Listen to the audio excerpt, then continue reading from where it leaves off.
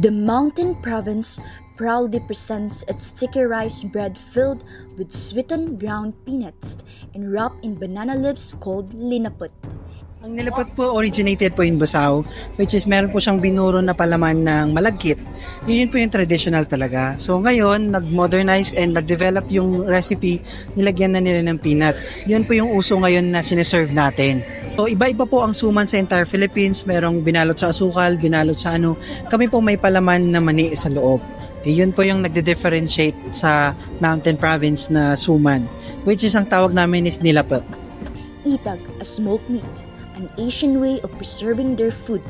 The curing process involves hanging the sliced meat and drying it under the sun, or placing the above steady smoke from a variety of red wood. The tag of mountain province is usually po smoked. Meron po tayong binuro, meron tayong nilagyan lang ng asin, meron tayong binilad sa araw. Sa amin po kasi smoked siya. Sa ibabaw ng lutuan natin, meron pong nakasabit na preserved meat. So as the days goes po na nai-smoke siya, yun po yung nagpapasarap doon sa meat. Hanggat sa na-age yung meat, and then iluluto na lang pag meron na pong harvest ng beans, harvest ng other crops po.